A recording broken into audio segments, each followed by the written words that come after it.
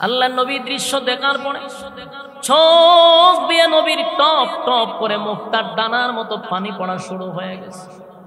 এতক্ষণ নবী কান্দে না, কিন্তু এখন নবীর চোখ দিয়ে পানি পড়া শুরু হয়ে গেছে।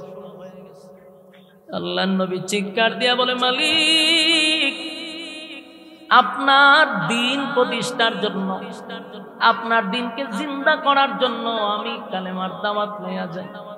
মানুষ আমারে পাথর মারে গো, মানুষ আমারে পাগল, কষ্ট লাগে না কেন লাগে না? আমি না আমার মালিকের আদেশ পালন করতেছি। কিন্তু আল্লাহ আমার চোখ দিয়ে আজকে পানি চলে আসছে। যেই চাচা আমার আপন চাচা, আমার ধারণা ছিল আমার চাচা তার তীব্র নিন্দা জানাবে, কিন্তু উল্টা আমার চাচার পাথরের আঘাতে আমার পা দিয়া রক্ত পড়া শুরু হয়েছে। আল্লাহ নবী কান্দে, জিবরাইল এসে বলে, নবী গো কান্দেন না, আপনার কান্না আল্লাহ বরদাস্ত করতে পারে না। আল্লাহ নবী বলেন, জিবরাইল রে, আমার মালিকের অর্ডার পালন করতে গিয়া যদি আমি শাহাদাত বরণ করি আমার কষ্ট লাগবে না, কিন্তু আমার কষ্ট লাগছে আমার মা নাই, আমার বাবা নাই, আমার আপন চাচা কেমনে রে মানুষের সঙ্গে একত্রিত হইয়া আমার এইভাবে পাথর মারতে লাগে। সেই ব্যথাটা আমার কলিজায় দারুণ আঘাত লাগছে। আমার যুবক ভাইরা, নবীর চোখের পানি বনের পশুরা পর্যন্ত বরদাস্ত করতে পারে না।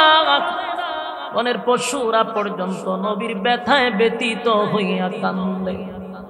আমার নবীর চোখ দিয়া পানি পড়লে বেড়া বকরিরা পর্যন্ত কান্দে। আমার নবীর বনের পশুরা চিনল রে, কিন্তু মানুষ হইয়া আবু লাহাব চিনল না। ঠিক নেই, কথা হয় না? বনের পশু চিনল ঝারে, চিনল না হায় মানুষ তারে। বনের পশু চিনল ঝারে, চিনল না হায় মানুষ তারে। আবু লাহাব, আবু জাহেল লাহাবেরা মন্দ কাজে ছিল সেরা। আবু জাহেল লাহাবেরা মন্দ কাজে ছিল সেরা। নানা রকম দেয় অপবাদ, নানা রকম দেয় অপবাদ, লাঞ্ছনা দে বারে বারে, চিনল না মানুষ তারে। আমার যুবক বনের পশু পাখিরা আমার নবীরে চিনত রে।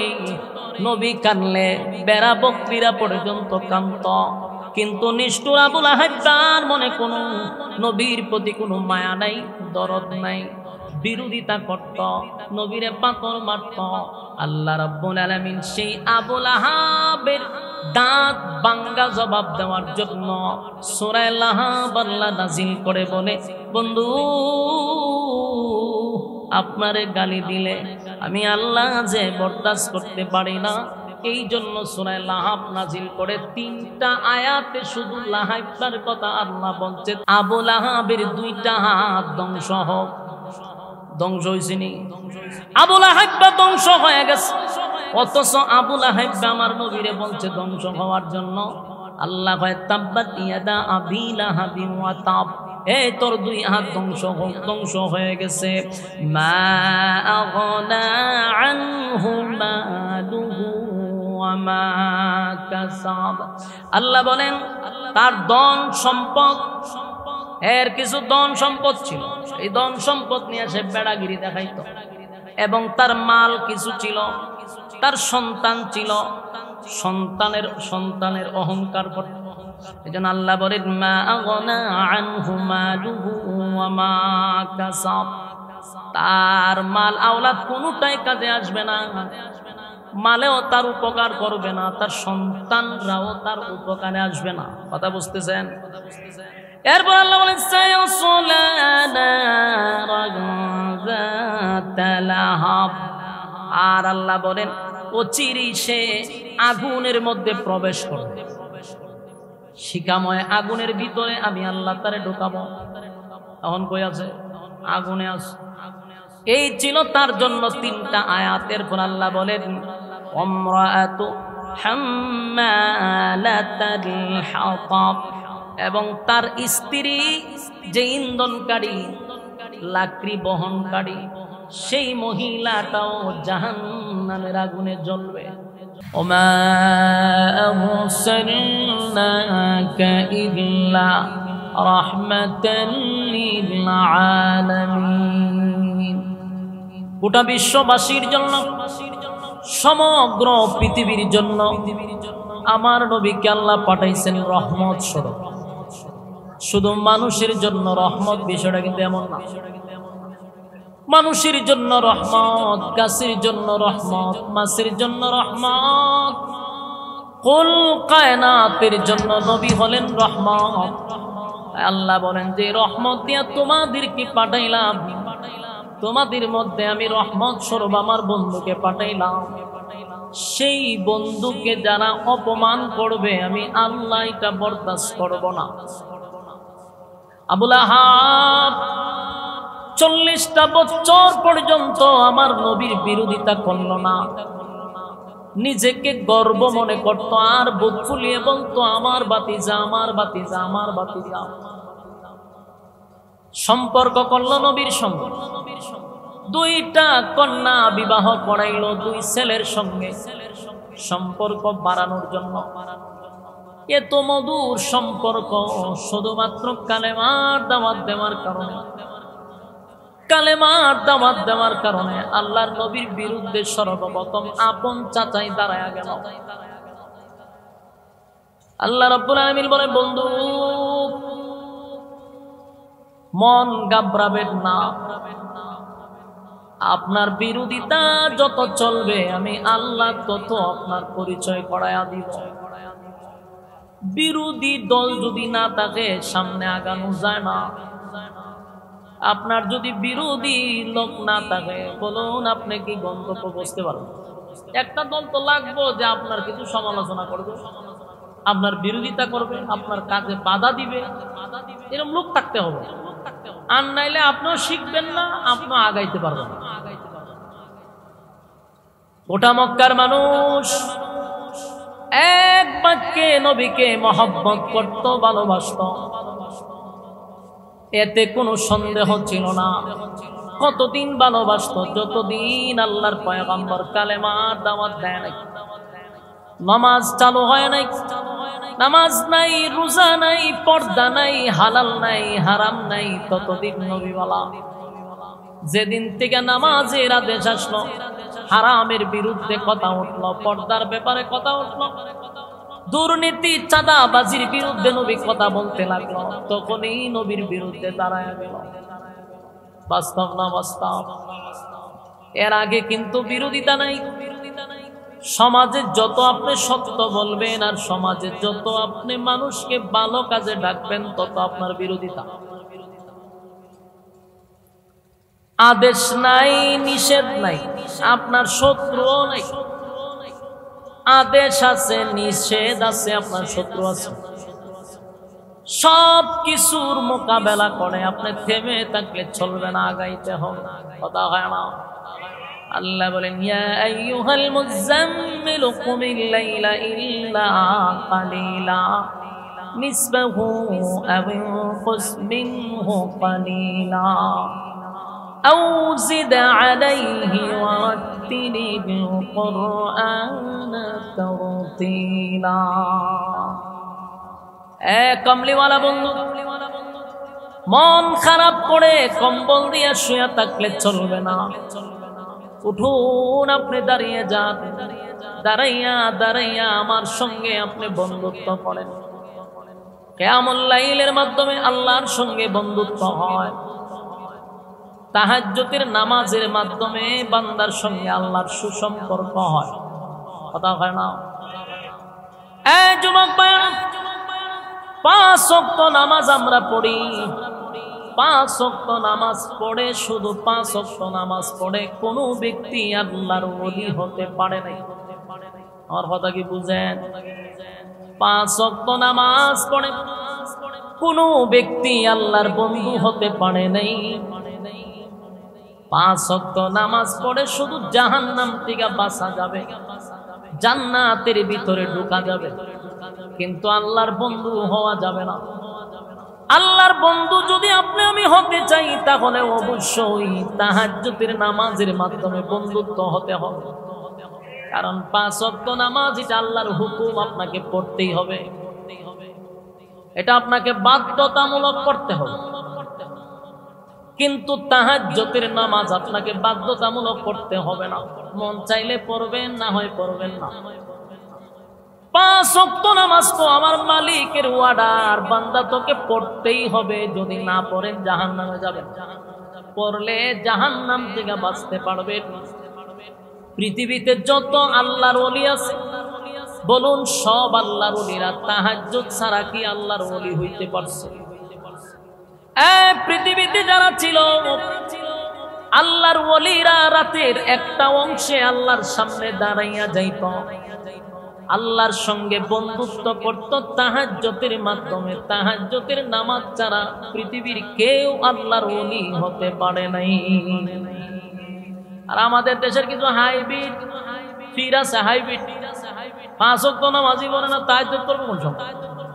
এর মধ্যে 5 ওয়াক্ত বিড়ি টানানো লাগে, বিড়ি না টানলে এর বাপ ওঠে না। 5 ওয়াক্ত নামাজই তো পড়ে না, অথচ আল্লাহর ওলি হইতে গেলে শুধু 5 ওয়াক্ত বললেই চলবে না, তাহাজ্জুদ করতে হবে। তাহাজ্জুদের নামাজ ছাড়া কেউ আল্লাহর বন্ধু হতে পারবে না। যদি বন্ধু হতে চান, তাহলে অবশ্যই আপনাকে রাতের একটা অংশে দাঁড়িয়ে যেতে হবে। আমার আল্লাহ নিজে তার বন্ধুরে বলে, কুমিল লাইলা ইল্লা কালিলা নিসফাহু আও ইনকুস মিনহু কালিলা। আমার আল্লাহ বলেন, তাহাজ্জুদের নামাজের মাধ্যমে বান্দার সঙ্গে আমার গভীর সম্পর্ক হয়। বন্ধু উঠেন, আপনি কম্বল নিয়ে শুয়া থাকলে চলবে না, দাঁড়িয়ে যান। রাতের একটা অংশে আমি আল্লাহর জন্য আপনি দাঁড়ান, দাঁড়াইয়া দাঁড়াইয়া তার তিলের সাথে আপনি কোরআন তেলাওয়াত করেন। সুবহানাল্লাহ। গভীর রজনীতে হাবিবে কিবরিয়া তাহাজ্জুদের নামাজে দাঁড়ায়া যাইতো। মানুষ যখন স্ত্রী পুত্র লইয়া মানুষ ঘুমায়, মানুষ যখন ঘুমায়া যায়, পশু পাখিরা ঘুমায়া যায়, তখন আমার নবী দাঁড়াইয়া আল্লাহর সঙ্গে কথা বলতো নামাজের মাধ্যমে। এই নামাজের মাধ্যমে নবী আল্লাহর সঙ্গে সুসম্পর্ক তৈরি করলো। আর নবী যখন রাত্রির বেলায় তার তিলের সাথে কোরআন তেলাওয়াত করতো, রে আমার নবীর আল্লাহ এমন মুজিজা দিছে, এমন মুজিজা, এমন মুজিজা। কত নবী দুনিয়ার জমিনে আমার আল্লাহ পাঠাইল। আমরা জানি 1,02,24,000 মতান্তরে নবী রাসূল আল্লাহ পাঠাইছে। এক এক নবীর আল্লাহ এক এক মুজিজা দিয়া পাঠাইছে। এক এক নবীর এক একটা মুজিজা ছিল। আপনি জানেন, আপনারা জানেন, দাউদ নবীর এক মুজিজা, মূসা নবীর আলাদা মুজিজা। মূসা নবী হাত থেকে লাঠি জমিনে ছেড়ে দিলে বিশাল আকৃতির সাপ হয়ে যেত। ফেরাউন দেখে তরতর করে কাঁপতো। এটা মূসা নবীরে আল্লাহ মুজিজা দিছে।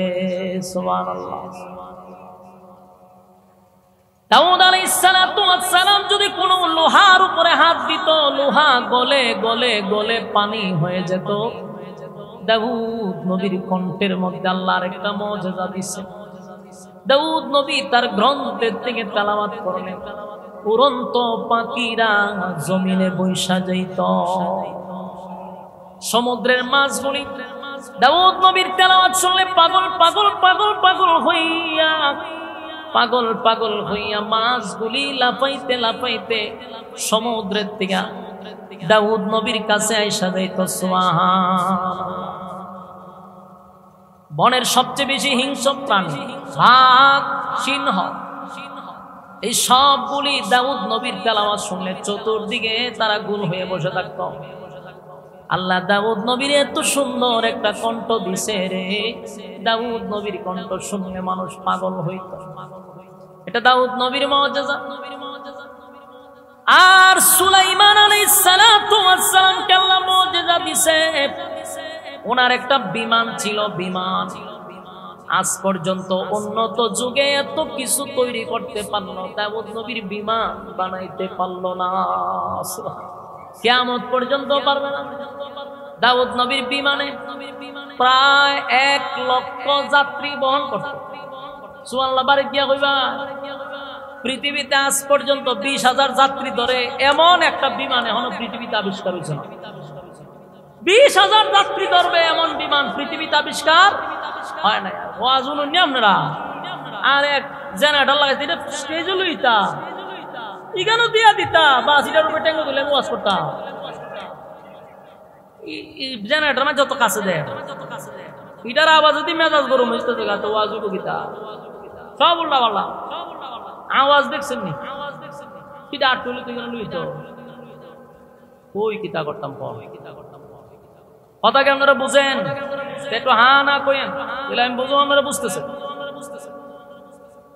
20,000 যাত্রী বহন করে এমন বিমান পৃথিবীতে উন্নত যুগে আইসুনি তো দিলেন কারণে লেটে বালা তোমার রুটির দোকান বন্ধ করো। চেয়ারম্যান সাহেবের ফোনে খাম হইছে, মাশাআল্লাহ, এটা বালা কাম করছে। বলুন পৃথিবীতে কি এখন এই বিমান আবিষ্কার করছে? সর্বোচ্চ 10,000 যাত্রী ধরে এমন বিমান আবিষ্কার হয়েছে কিনা ও সন্দেহ আছে। সর্বোচ্চ শুনছি 7,000 পর্যন্ত, এটি সবচেয়ে বড় বিমান। আর আজ থেকে হাজার হাজার বছর আগে সুলাইমান নবী 1 লক্ষ যাত্রী বহন করত। সুবহানাল্লাহ, তাও তেলও লাগতো না, পেট্রোলও নাই, পানিও নাই, এমনি চলতো, বাতাসে চলতো, বাতাস। বলুন কিয়ামত পর্যন্ত কি রকম বিমান আবিষ্কার করা সম্ভব? চায়নারা এত কিছু আবিষ্কার করছে, কিন্তু সুলাইমান নবীর সেই বিমান আজ পর্যন্ত তারা বানাইয়া কিয়ামত পর্যন্ত সময় দিলাম পারবে না। হাওয়ার উপরে চলত। সুলাইমান নবীর 1,000 যাত্রী বহন করত, আর এই বিমানের জন্য কোনো বিমান বন্দর লাগতো না, যেখানে মন সেখানে ল্যান্ড করতে পারত। সুবহানাল্লাহ, এটা সুলাইমান আলাইহিস সালাতু ওয়াস সালামের মুজিজা। মুজিজা আর ঈসা আলাইহিস সালাতু ওয়াস সালামের একটা মুজিজা হলো উনি অন্ধ মানুষের চোখে হাত বুলাইয়া দিলে মানুষ চোখে দেখতো। সুবহানাল্লাহ, এর থেকে বড় মুজিজা ছিল হযরত ঈসা আলাইহিস সালাতু ওয়াস সালামের পুরাতন কবর, একেবারে পুরাতন, হাজার হাজার হাজার বছর আগের সেই পুরাতন কবরের সামনে উনি গিয়ে দাঁড়াইতো। দাঁড়ায়া বলতো কুম বিজনিল্লাহ, উঠো রে আল্লাহর হুকুমে দাঁড়ায়া যাও।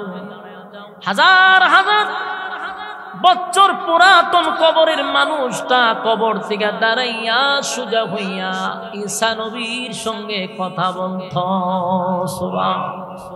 আপনাদের সুবহানাল্লাহ বোঝা যায়, এর থেকে বেশি আশ্চর্য ঘটনা আপনারা ভিড়রা ঘটাইতে পারে। কথা কই না দি, সব তো ডিম ফাটানির ভক্ত, এর লেগে আওয়াজ কম। ডিম ফাটাইলে সুবহানাল্লাহ বেশি কয়। হাজার হাজার বছর পুরাতন কবর থেকে ঈসা আলাইহিস সালাম দাঁড়াইয়া যদি বলতো আল্লাহর হুকুমে উঠো, তাহলে কবর থেকে মানুষ দাঁড়ায় যেত। সুবহানাল্লাহ, এটা ইউনুস নবীর, ঈসা নবীর একটা মুজিজা।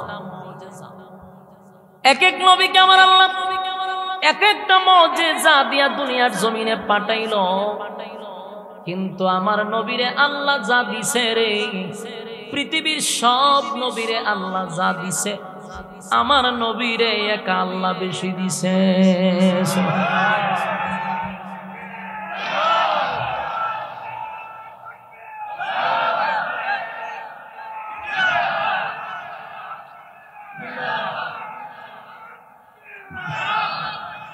সাসার জজবা আছে, ফুলা মানের নাই, কিন্তু সাসার আছে।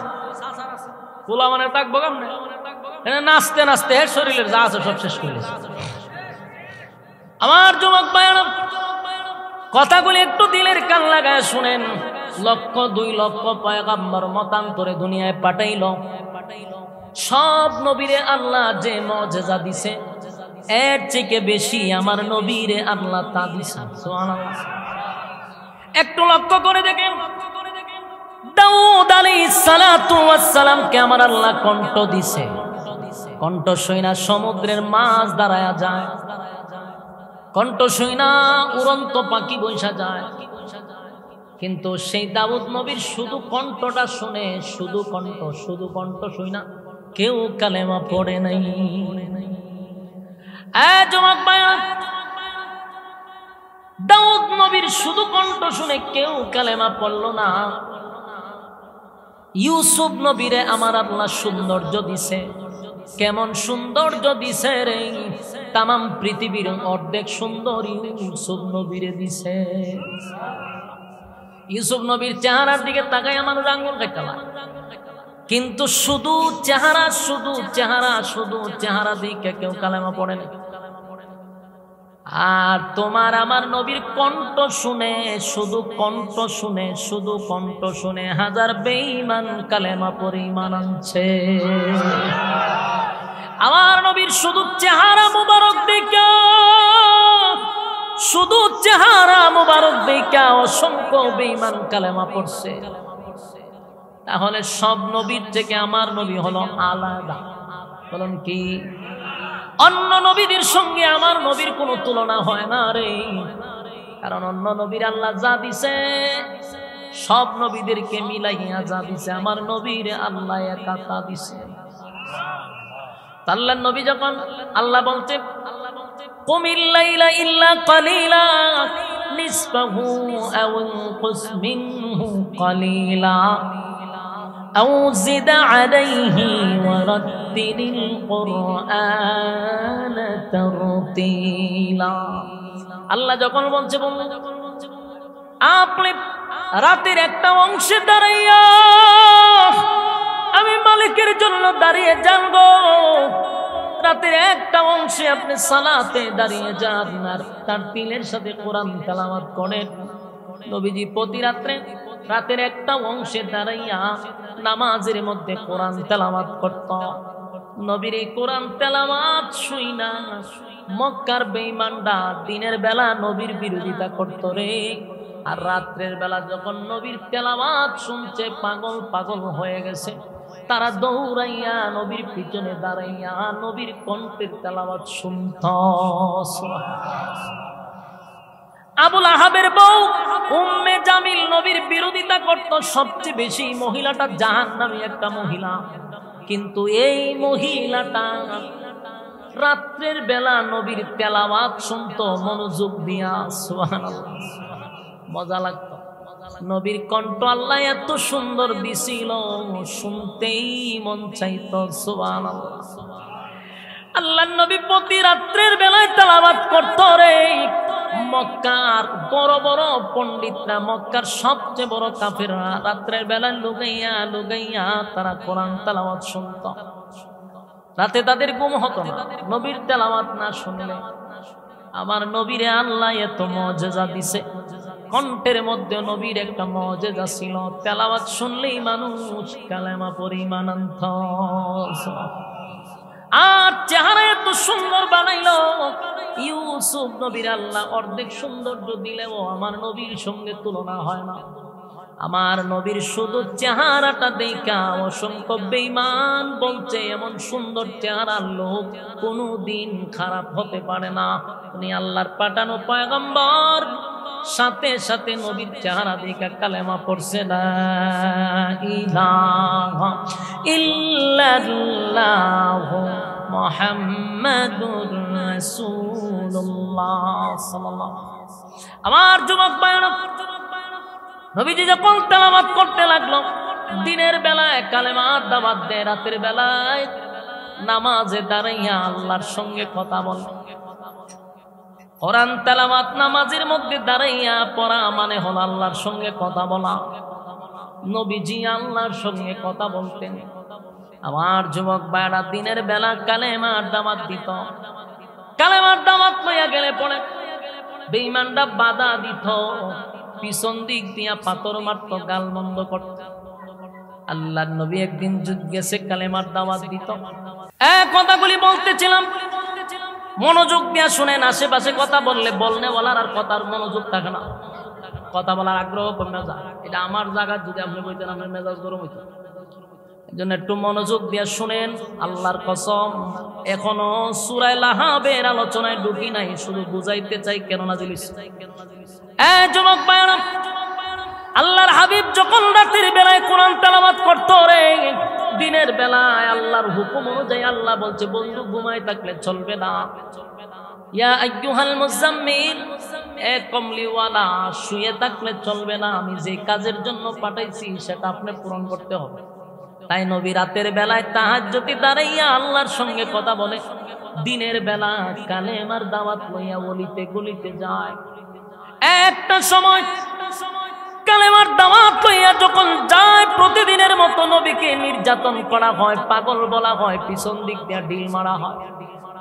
নবীজির কষ্ট লাগে না। কেন লাগে না জানেননি? আল্লাহর নবী বলেন, আমি আমার মালিকের হুকুম পালন করতেছি, মালিকের দিন প্রতিষ্ঠা করতে গিয়া রক্ত ঝরবে, এটাই স্বাভাবিক। কারণ দিনের দাওয়াত মিষ্টি খাইয়া দেওয়ান যায় না।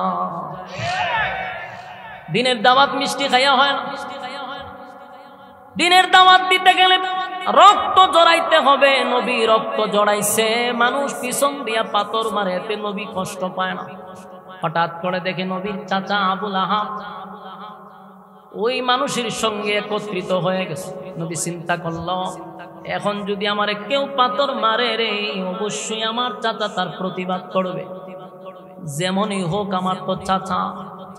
আল্লাহর নবী বুক ভরা আশা লইয়া যখন দাওয়াত দিতেছিল, নবী তাকায়া দেখে পিছন দিক দিয়া যারা পাথর মারে, এদের সঙ্গে আবু লাহাব নবীর পাথর মারে। আল্লাহর নবী দৃশ্য দেখার পরে চোখ দিয়ে নবীর টপ টপ করে মুক্তার ডানার মতো পানি পড়া শুরু হয়ে গেছে।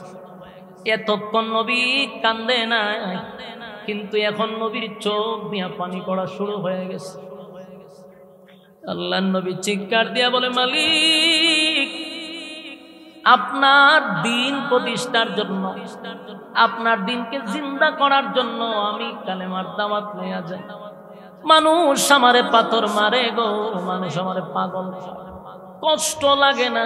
কেন লাগে না? আমি না আমার মালিকের আদেশ পালন করতেছি। কিন্তু আল্লাহ, আমার চোখ দিয়ে আজকে পানি চলে আসছে।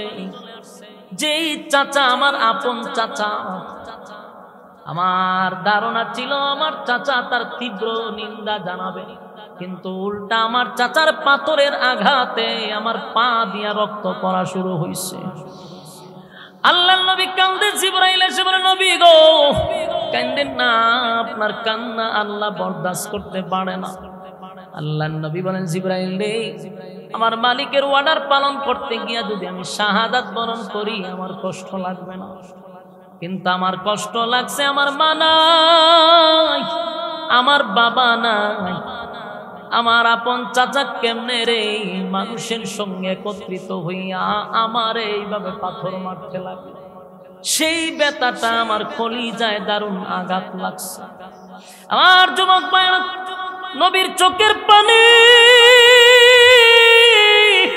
বনের পশুরা পর্যন্ত বরদাস্ত করতে পারে না।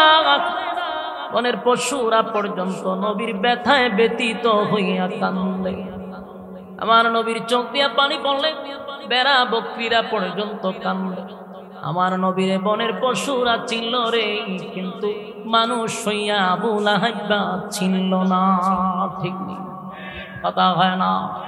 বনের পশু চিনল ঝারে, চিনল না হায় মানুষ তারে। বনের পশু চিনল ঝারে, চিনল না হায় মানুষ তারে। আবু লাহাব, আবু জাহেল লাহাবেরা মন্দ কাজে ছিল সেরা। আবু জাহেল লাহাবেরা মন্দ কাজে ছিল সেরা। নানা রকম দেয় অপবাদ, নানা রকম দেয় অপবাদ, লাঞ্ছনা দে বারে বারে। চিনল না মানুষ তারে, চিনল না মানুষ তারে। বনের পশু চিনল ঝারে, চিনল না মানুষ তারে। বনের পশু চিনল ঝারে, চিনল না মানুষ তারে। আবু জাহেল বেরা মন্দ কাজে ছিল সেরা, আবু জাহেল বেরা মন্দ কাজে ছিল সেরা। নানা রকম দেয় অপবাদ, নানা রকম দেয় অপবাদ, লাঞ্ছনা দে ভারে বারে। চিনল না মানুষ তারে, চিনল না মানুষ তারে। ঠিক নেই পাগলে বলে দেই যে তারা, বিটে মাটি করে ছাড়া। পাগলে বলে দেই যে তারা, বিটে মাটি করে চারা। নানা রকম দেয় অপবাদ, লাঞ্ছনা দে ভারে বারে। চিনল না মানুষ তারে, চিনল না মানুষ তারে। বনের পশু চিনল ঝারে, চিনল না মানুষ তারে। ঠিক নেই আমার যুবক বনের পশু পাখিরা আমার নবীরে চিনত রে। নবী কানলে বেড়া বকরিরা পর্যন্ত কান্ত, কিন্তু নিষ্ঠুর আবু লাহাব তার মনে কোনো নবীর প্রতি কোনো মায়া নাই, দরদ নাই, বিরোধিতা করত, নবীরে পাথর মারত। আল্লাহ রাব্বুল আলামিন সেই আবু লাহাবের দাঁত ভাঙ্গা জবাব দেওয়ার জন্য সূরা লাহাব আল্লাহ নাজিল করে বলে, বন্ধু আপনারে গালি দিলে আমি আল্লাহ যে বরদাস্ত করতে পারি না, এই জন্য সূরা লাহাব নাজিল করে 3টা আয়াতে শুধু লাহাবটার কথা আল্লাহ বলছে, তাব্বাত ইয়াদা ওয়া তাব। আবু লাহাবের 2টা হাত ধ্বংস হোক। ধ্বংস হয়েছে নি? আবু লাহাব ধ্বংস হয়ে গেছে, অথচ আবু লাহাব আমার নবীরে বলছে ধ্বংস হওয়ার জন্য। আল্লাহ কয় তাব্বাত ইয়াদা আবি লাহাবি ওয়া তাব, এই তোর 2 হাত ধ্বংস হয়ে গেছে। মা আগনা আনহু মালুহু ওয়া মা কাসাব। আল্লাহ বলেন তার ধন সম্পদ, এর কিছু ধন সম্পদ ছিল, এই ধন সম্পদ নিয়ে সে বেড়াগিরি দেখাইতো, এবং তার মাল কিছু ছিল, তার সন্তান ছিল, সন্তানের অহংকার করত। এজন্য আল্লাহ বলেন মা আগনা আনহু মালুহু ওয়া মা কাসাব। তার মাল আওলাদ কোনটাই কাজে আসবে না, মালেও তার উপকার করবে না, তার সন্তানরাও তার উপকারে আসবে না। কথা বুঝতেছেন? এরপর আল্লাহ বলেন সায়াসলা নারাগাতালাহাব। আর আল্লাহ বলেন অচিরেই সে আগুনের মধ্যে প্রবেশ করবে, শিখাময় আগুনের ভিতরে আমি আল্লাহ তারে ঢোকাবো। এখন কই আছে? আগুনে আছে। এই ছিল তার জন্য 3টা আয়াতের পর আল্লাহ বলেন আমরাতু হাম্মালাতাল হাতাব, এবং তার স্ত্রী যে ইন্ধনকারী, লাকড়ি বহনকারী, সেই মহিলাটাও জাহান্নামের আগুনে জ্বলবে। আবু লাহাবের বউ ছিল সম্ভ্রান্ত পরিবারে, বলতে গরিব আসিন না, 4 টাকা পয়সা আসি, বাপের বাড়ি তো প্রচুর টাকা, জামাইও টাকাওয়ালা, তাহলে তাই কোনো অংশে গরিব ছিল না, একটা প্রভাব ছিল আবু লাহাবের বউয়ের। এই মহিলা ইচ্ছা করলে দাসী বান্দি রাইখা কাজ কাম করাইতে পারত, কিন্তু এটা এত কৃপণ ছিল, এত কৃপণ যে সে নিজে পাহাড়ে গিয়া লাকড়ি কাটত। এই জন্য এই কথাটা কোরআনেও বলছে লাকড়ি বহনকারী। তাই বাগানে গিয়া লাকড়ি আনতো, নিজে কাটতো, এটারে রশি দিয়া গলার মধ্যে এইভাবে বাঁধতো, বান্ধা লইয়া যেত। আল্লাহ এই কথাটা বলছে যে তার গলার যে রশি লাগাই, রশি আমিও লাগাবো। এই আবুল আইবার বউ বাগানে গিয়া লাকড়ি আইনা নিজেই লাকড়ি বহন করত, এই লাকড়ি দিয়া সে রান্না বান্না করত, কোন দাসীকে 10 টাকাও দিত। কিপন মহিলা ছিল। এই জন্য আল্লাহ হয় হাসরের মাঠে আমি তার ওই রশিটা গলায় লাগাইয়া জাহান্নামের আগুনের রশি দিয়া তারে টেনে টেনে জাহান্নামের ভিতরে ঢুকাবো। কথা বুঝতেছেন? ফি জিদিহা হাবলুম মিন মাসাদ। এখানে একটা বিষয় হলো, এই মহিলা লাকড়ি দিয়ে আনতো, লাকড়ি আনার পরে যে রশিটা দিয়ে আনতো, ওই রশিটার কথা বারবার আল্লাহ উল্লেখ করলো যে এই রশিটা যেইভাবে গলাত পেঁচাইতো, মানে আমি কেমনে দেখাবো, গলাত পেঁচাইয়া রশি সাথে এইভাবে তুই তো লাগছে, তুই এটা আমরা ঠাইনা আনতো, আল্লাহ ওইভাবে তোর গলাত লাগামো, লাগাইয়া তোর ঠাইনা আমি আগুনে ফেলাম। তাহলে এই মহিলার প্রতি আল্লাহ ক্ষিপ্ত হয়েছে কেন? কারণ আবুল আহাইবারে সাহায্য করত এই মহিলা।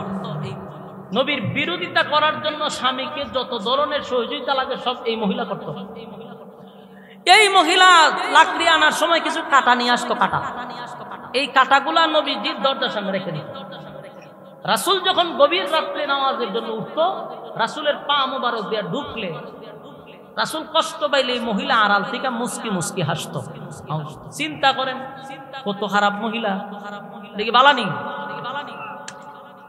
খুব খারাপ মহিলা। আর গ্রামের মধ্যে এই মহিলা প্রত্যেকটা ঘরের মধ্যে দ্বন্দ্ব লাগায় রাখত। এরকম স্বভাবের মহিলারা এখনো আছে, নিজেও শান্তিতে থাকে না, অন্যের ঘরে শান্তিতে থাকুক এই মহিলা শান্তিও দিতে চায় না। এখানের দরবার এখানে লাগাইতে হয়। এটি আবুল আহাবের বউয়ের কিছু একটা নমুনা হয়েছে। এই আবুল আহাবের বউ এগুলা করতো, কোনো ঘরে শান্তি দিত না, হেডটাই হের কাছে লাগাইতো, হেডটাই হের কাছে লাগাই একটা দ্বন্দ্ব লাগাই তাই হাতে তালি দিত।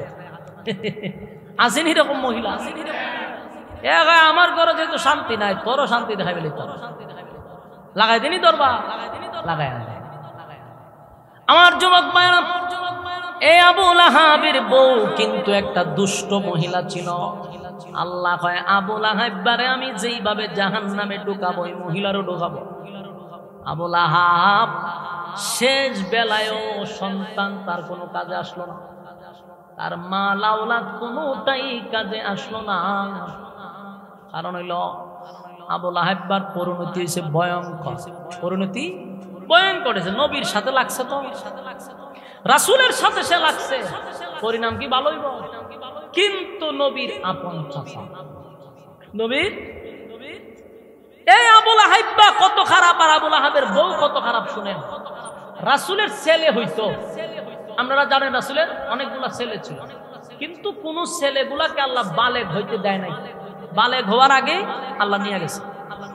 কেন নিয়ে গেছে? এটা আল্লাহ তাআলা হিকমত, যে যদি সন্তানগুলা জীবিত থাকতো তাহলে সমস্যা। কারণ আল্লাহ রাসূলকে পাঠাইছেন খাতামান নবী, সমস্ত নবীকুলের সম্রাট এবং শেষ নবী হিসেবে পাঠাইছেন।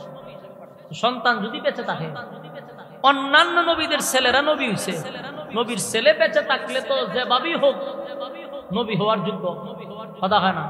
আল্লাহ যদি নাও বানাইতো তাহলে আমার নবী একদিকে ছোট হয়, অন্যান্য নবীদের ছেলে নবী হইতে পারছে, আমার নবীর ছেলে যদি নবী না হইতে পারে আরেক দরবার না গেল একটা। 2 নাম্বার হলো আল্লাহ কেন ছেলেদেরকে নিয়ে গেছে? যদি ছেলেরা জীবিত থাকতো, আমরা নবীর উম্মতরা যে আবেগী, আমরা দেশের ফিরের ভুলারে জোর করে ফির বানাইলাম, কথা হয় না?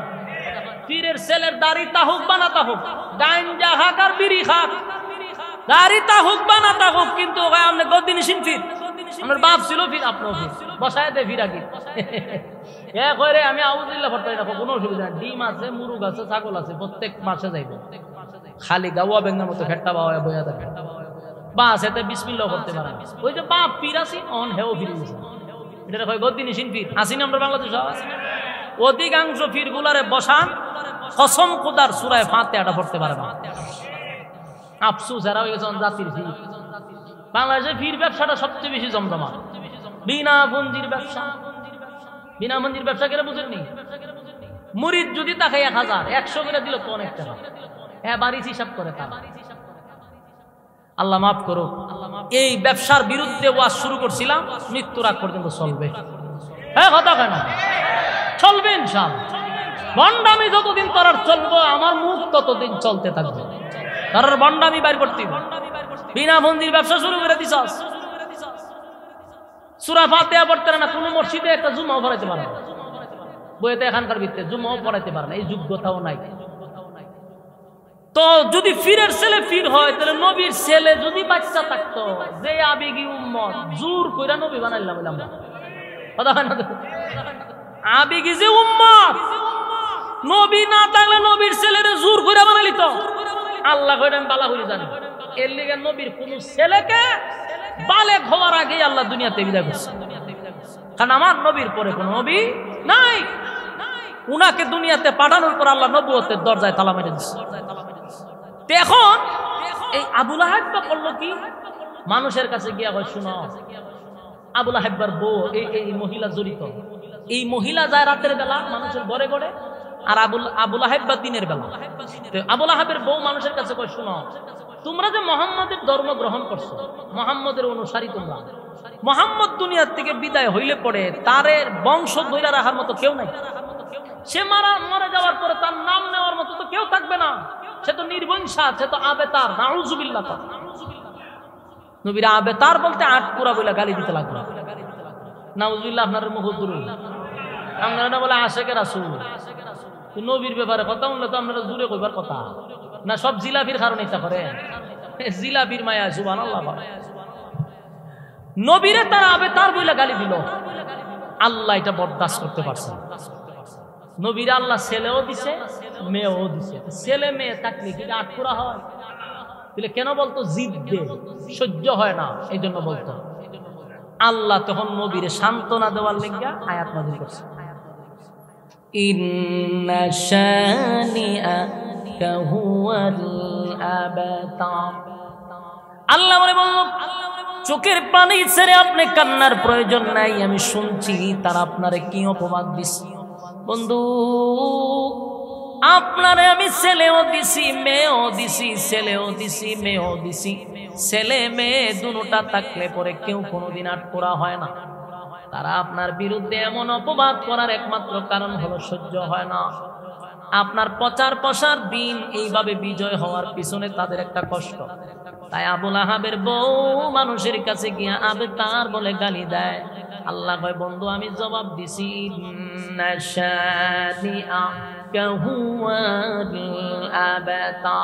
নিশ্চয়ই নিশ্চয়ই তারা আবেতার। যারা আপনাকে আবেতার বলে গালি দেয় গো, তারাই তো আবেতার, তারাই নির্বংশা, তারাই আটপোড়া। ঠিক নেই? আবু লাহাবের বউ মানুষের কাছে বলতো, মুহাম্মদ দুনিয়ার থেকে বিদায় হয়ে যাওয়ার পরে তার নাম নেওয়ার মতো কেউ থাকবে না রে। আমি জানতে চাই গোটা পৃথিবীতে সেকেন্ডে সেকেন্ডে আমার নাম, আমার নবীর নাম নেওয়া হচ্ছে কিনা? এই যে আপনারা আমি বসে আছি, কেন নবীর নাম নেওয়া হয় রে? প্রতিটা সেকেন্ডে সেকেন্ডে লক্ষ কোটি দুরূদ সালাম আমার নবীর রওজায় পৌঁছতেছে। আজ ১৫০০ বছর হয়ে গেছে আমার নবীর যুগ থেকে আজকে পর্যন্ত। ১৫০০ বছরের ভিতরে কোটি কোটি দুরূদ সালাম সেকেন্ডে পৌঁছতেছে। আমার নবীর নাম থাকবে, আল্লাহর নাম থাকবে যতদিন, আমার নবীর নাম থাকবে ততদিন।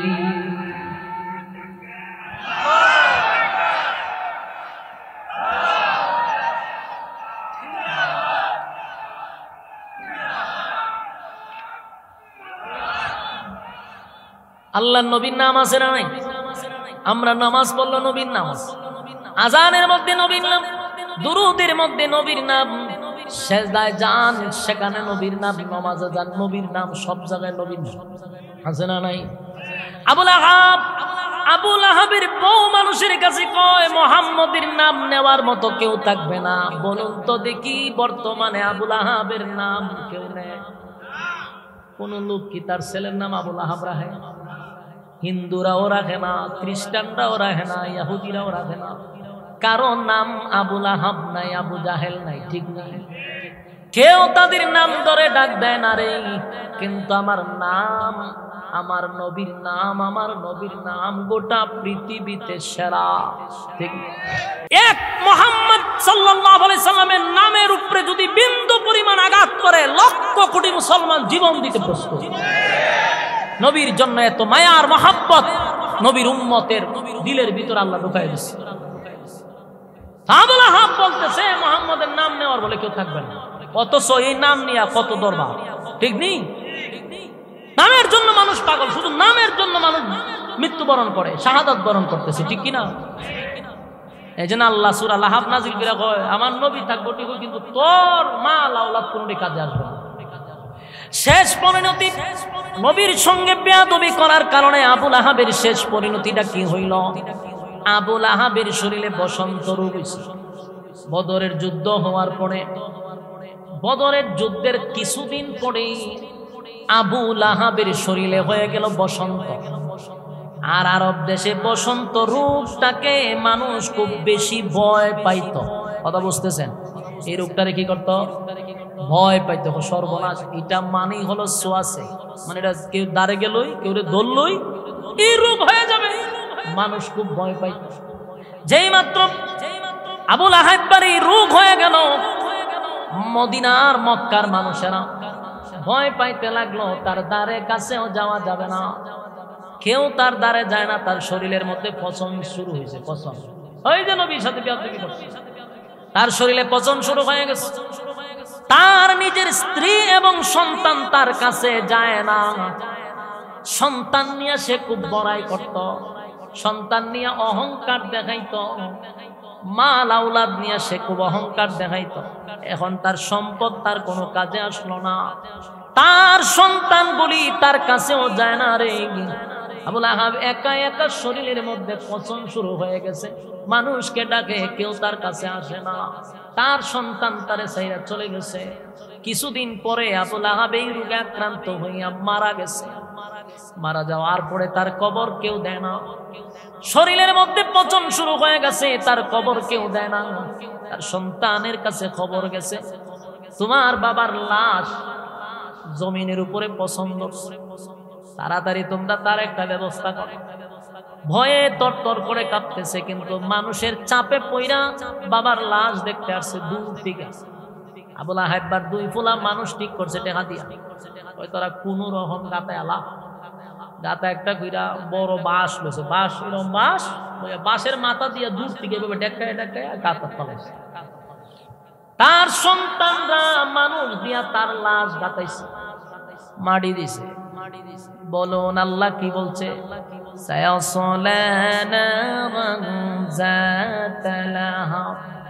আল্লাহ কয় তাব্বাত ইয়াদা আবি লাহাবিন ওয়া তাব মা আগনা আনহু মালুহু ওয়া মা কাসাব।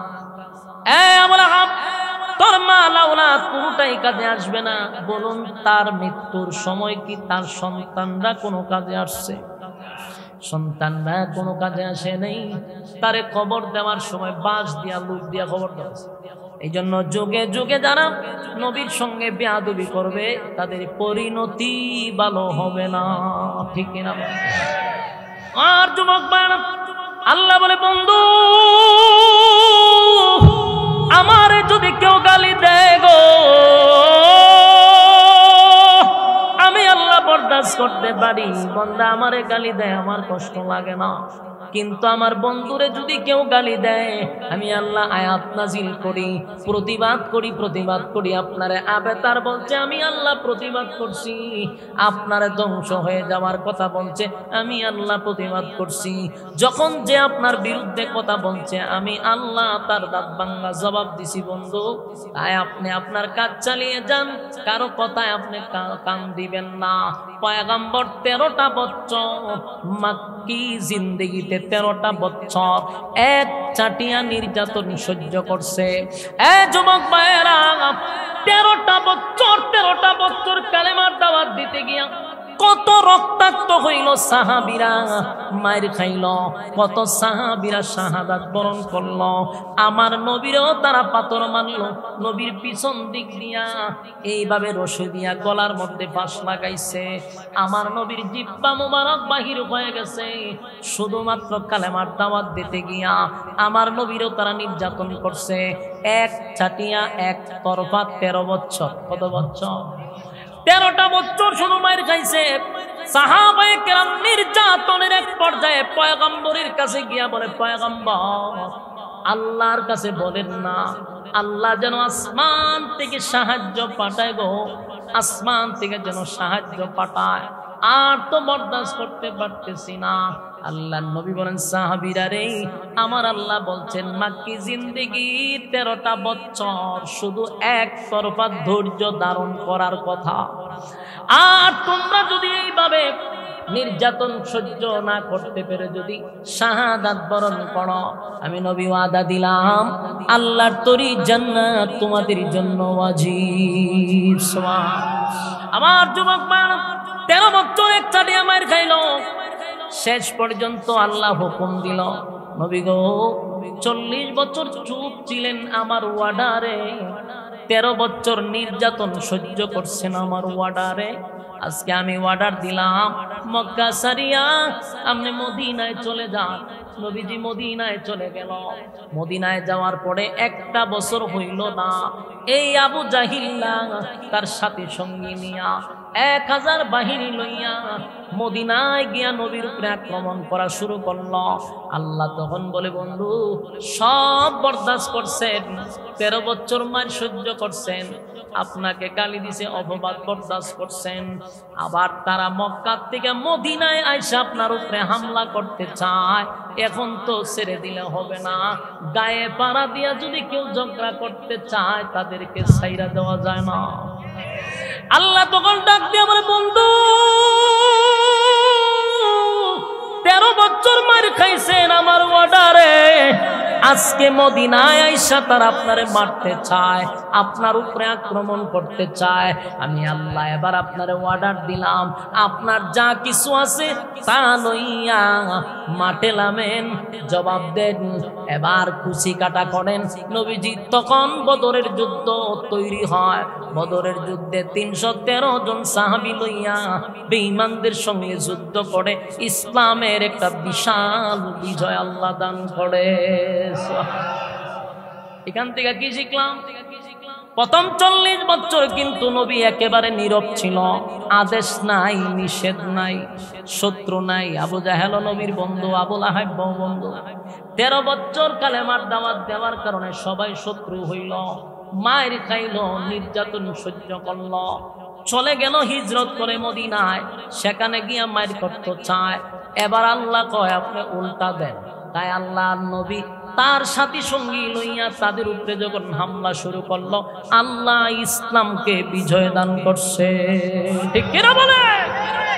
ইসলাম শুধু মায়ের একতরফা খাইবে এটা বিষয় না, মায়ের খালি একতরফা খাইতে থাকবেন এটা ইসলাম বলে নাই। ইসলাম মায়ের দেওয়ার কত বলছে, গায়ে পাড়া দিয়া যদি বারবার কেউ ঝগড়া করে আপনি তাকে ছেড়ে দিবেন না, আমরা সাইজ করব। ঠিক কিনা বলে? বারবার আপনি ইসলামের বিরুদ্ধে কথা বলবেন, গায়ে পাড়া দিয়া আমাদেরকে বিভিন্ন ভাবে অপবাদ দিবেন, ছাইরা দিব, এটা তো হইতে পারে। মাঝে মধ্যে প্রতিবাদ করতে হবে। ঠিক কিনা বলে? শুধু মায়ের খাওয়ার কথা কইছে না, মায়ের দেওয়ার কথা কইছে। মদিনায় যাওয়ার পরে কোন যুদ্ধে রাসূল হারে নাই। সুবহান। যতটা যুদ্ধ করছে 27টা যুদ্ধে তো নবী নিজে সেনাপতি ছিল। কোন যুদ্ধে মুসলমানরা হারে নাই, প্রত্যেকটা যুদ্ধে মুসলমান বিজয়ী হয়েছে। কিন্তু 13 বছর একসাটিয়া মার খাইছে, একটা প্রতিবাদ করে নাই। কেন? আল্লাহর হুকুম ছিল না। মদিনায় যাওয়ার পর আল্লাহ আদেশ করছে এবার প্রতিবাদ করেন, করছে, সাইজ করছে, ইসলাম বিজয় হয়েছে। ঠিক কিনা বলে? ইসলাম এমনি এমনি বিজয় হয় নাই। ইসলাম বিজয় করতে গিয়া ইসলামের বৃক্ষের নিচে রক্ত দিতে হয়েছে। রক্ত ছাড়া ইসলাম কায়েম হয় নাই। আজও যারা আমরা ইসলাম ইসলাম করতেছি, কসম খোদার এইভাবে ইসলাম কায়েম হবে না। ঐক্য ছাড়া বিকল্প কোনো রাস্তা নাই। আমরা যদি এখন ঐক্য না হই, কসম খোদার কথাগুলি লিখে রাখেন, 16 বছর যেভাবে আলেমরা বাংলাদেশে নির্যাতিত হয়েছে, আমাদেরকে বিভিন্নভাবে বিভিন্ন অপবাদ দিয়ে আয়না করে বন্দী করা হয়েছে, যদি এরপর আমরা শিক্ষা গ্রহণ না করি, আগামীতে যদি এখন আমরা সচেতন না হই, আবারও আমাদেরকে পাটার বলি দেওয়া হবে। পাটার বলি প্রত্যেকটা সরকার আলেমদেরকে পাটার বলি দেয়, আমাদেরকে বিশ্ব বহির্বিশ্বে বুঝায় আমরা মৌলবী দমন করতেছি। এই বইলা বইলা সরকারে তারা বহু বছর থাকতে পারে, আমাদেরকে ট্যাগ লাগাইয়া। এখনো যদি মৌলবীরা সোজা না হয়, কখন সোজা হবে? আমি মনে করি সমস্ত দল মত বাদ দিয়ে একটা প্ল্যাটফর্মে আইসা কাঁধে কাঁধ মিলিয়ে আমরা আগাইতে হবে। কে কার মাসলাক করে এটা আমরা দেখার বিষয় না এখন। বলুন, এগুলো এখন দেখার বিষয়। যে খারইয়া রইছে রে খারইতে দেন, যে বইয়া রইছে রে বইতে দেন, সে বইসা থাকুক। খারইয়া রইছে রে খারইতে দেন। কেউ হাত বুকে বাঁধছে তারা বুকে বাঁধতে দেন, কেউ হাত নাবিতে বাঁধছে তারা বাঁধতে দেন। এগুলা নিয়ে ছোটখাটো বিষয় নিয়ে যদি এখন আমরা গুতাগুতি করি, তাহলে আমরা ঐক্য হইব কখন?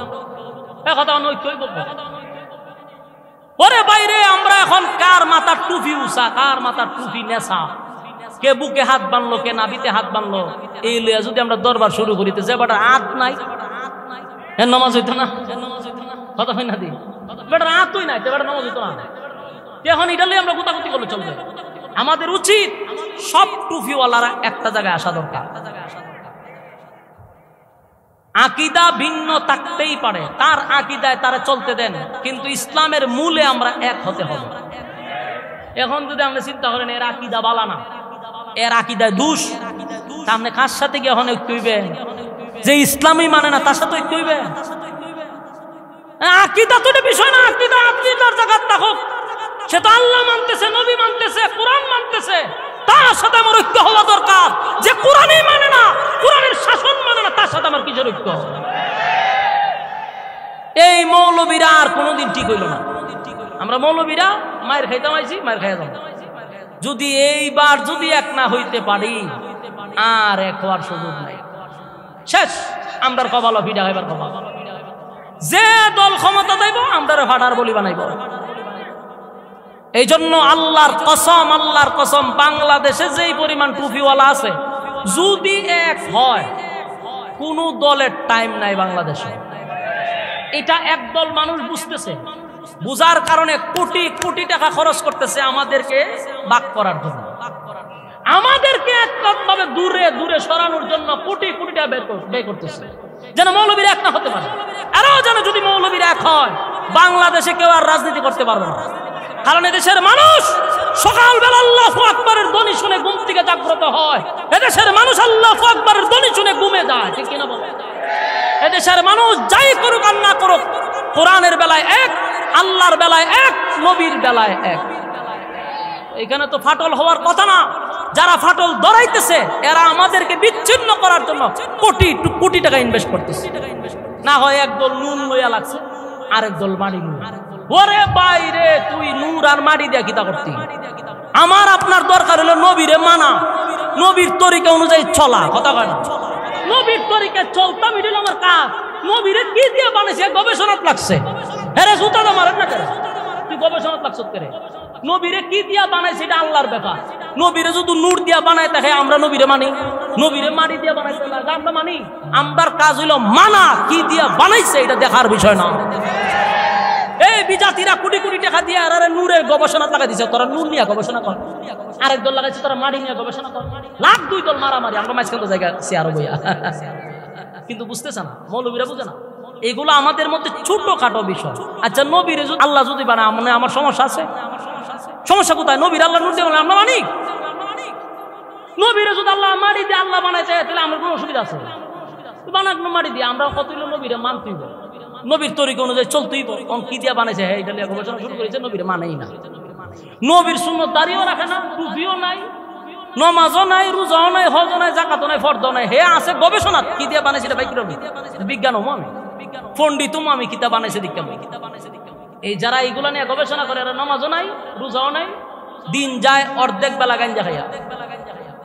আমি আপনাদেরকে বলি, আমার নবীকে মানা হলো আমাদের দায়িত্ব, নবীর তরিকা অনুযায়ী চলা হলো আমাদের ইমানের দায়িত্ব। নবীরে কে দিয়া বানাইছে এটা আল্লাহ জিজ্ঞাসা করবে না। কবরে গেলে যদি জিজ্ঞাসা করতো নবীরে কি দিয়া বানাইছে বল, তাহলে আমরা নিয়ে সেটা নিয়ে গবেষণা করতাম। কবরে গেলে জিজ্ঞাসা করবে আপনি নবীর তরিকায় চলছেন কি। মূল তো ছিল নবীর তরিকায় চলা, লাগাই দিছে গবেষণা। এগুলা একদল টাকা দিয়া করানো হচ্ছে, আমাদের মধ্যে ফাটল সৃষ্টি করতেছে। ভাই আমাদের এখন দলাদলি করার সময় নাই। আমরা যদি একটা কাতারে চলে আসি, আকীদা যার যার টাক, যে খারুইয়া কিয়াম করে তারে কিয়াম করতে দেন ভাই। কিয়াম করলে পরে এটা কোনো গুনাহ হইতো না। হ্যাঁ খার হইছে নবীর মহব্বতের, খারুইতে দেন না, অসুবিধা নাই তো। আমার মন চাইছে না আমি খারুই না, না খারইলেও গুনাহ হইতো না। খারইলেও গুনাহ নাই, না খারইলেও গুনাহ নাই। তাহলে এই গান মারামারি এটা কেরকম চাই, মারামারি এটা কেরে। আমাদের এখন ঐক্য হওয়া দরকার। দিন শেষে কে সুন্নি আর কে ওয়াহাবি দিকে ফিডাইতো না, ফিডাইবো মুসলমান দিকে। কথা কয় না, কে হিন্দু আর কে শিয়া, কে সুন্নি, কে আহলে হাদিস, কে ওয়াহাবি দিকে ফিডে হয় মুসলমান ফিট। তখন তো ওয়াহাবি সুন্নি দিকে ফিডাইতো না। এই জন্য আমরা এগুলা নিয়ে এখন দ্বন্দ্ব করার সময় নাই। আমরা সব এক হওয়ার দরকার। রাজি আছেন না আপনারা? কারা কারা এক আছেন আব্দুল্লাহ দেখায় দেন। লিল্লাহে তাকবীর, লিল্লাহে তাকবীর।